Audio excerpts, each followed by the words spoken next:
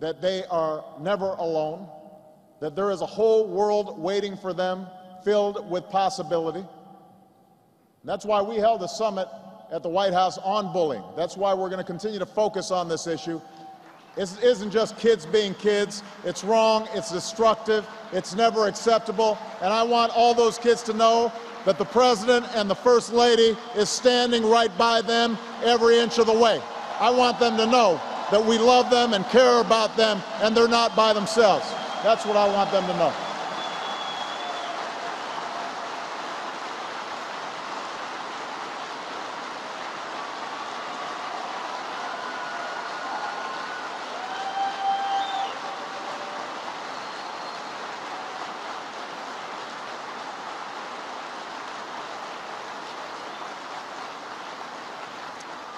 I also need your help in the broader fight to get this economy back on track. You may have heard I introduced a bill called the American Jobs Act. It's been almost 3 weeks since I sent it up to Congress. That's 3 weeks longer than it should have taken to pass this common sense bill. There's a bill filled with ideas that both parties have supported. Tax breaks for companies that hire veterans, road projects, school renovations, putting construction crews back to work, rebuilding America, tax cuts for middle-class families so they can make ends meet and spend a little more at local stores and restaurants that need the business. Now, you may have heard me say this a few times before. I'll say it again. Pass the bill. Enough gridlock, enough delay, enough politics. Pass this bill. Put this country back to work. HRC, you know how Congress works. I'm counting on you to have my back. Go out there and get them to pass this bill. Let's put America back to work.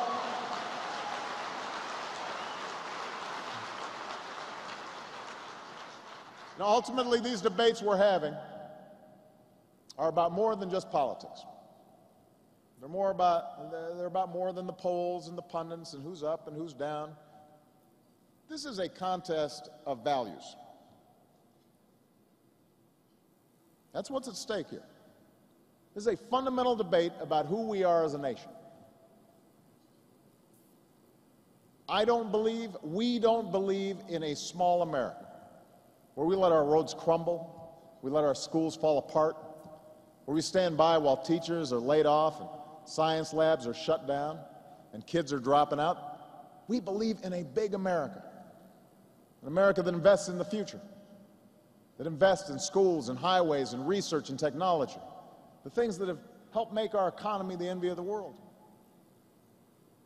We don't believe in a small America where we meet our fiscal responsibilities by abdicating every other responsibility we have and where we just divvy up the government as tax breaks for those who need them the least, and where we abandon the commitment we've made to seniors through Medicare and Social Security, and we say to somebody looking for work or a student who needs a college loan or a middle-class family with a child who's disabled that you're on your own. That's not who we are.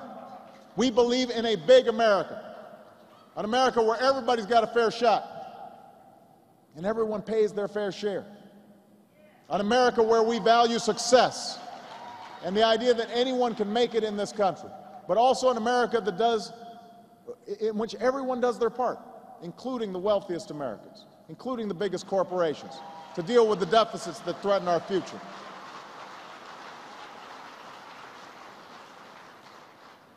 We don't believe in a small America.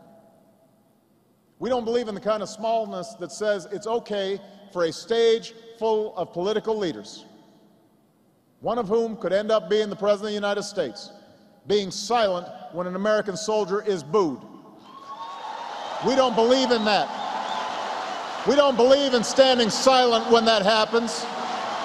We don't believe in them being silent cents. You want to be commander-in-chief? You can start by standing up for the men and women who wear the uniform of the United States, even when it's not politically convenient.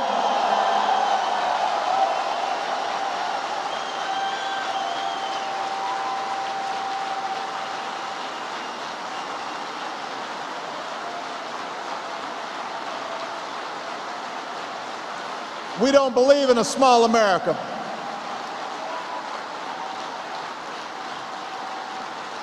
We believe in a big America, a tolerant America, a just America, an equal America that values the service of every patriot.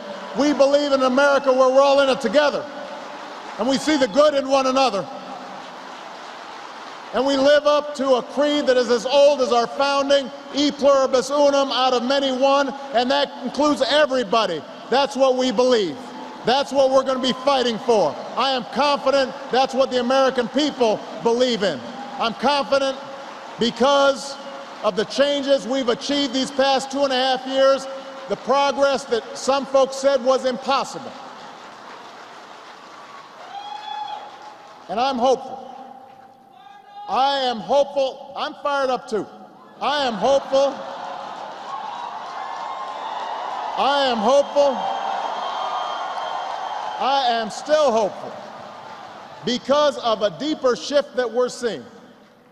A transformation not only written into our laws, but woven into the fabric of our society.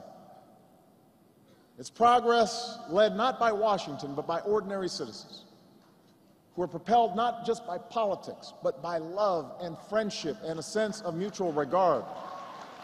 It's playing out in legislatures like New York, and courtrooms and in the ballot box, but it's also happening around water coolers and at the Thanksgiving table and on Facebook and Twitter and at PTA meetings and potluck dinners and church socials and VFW halls.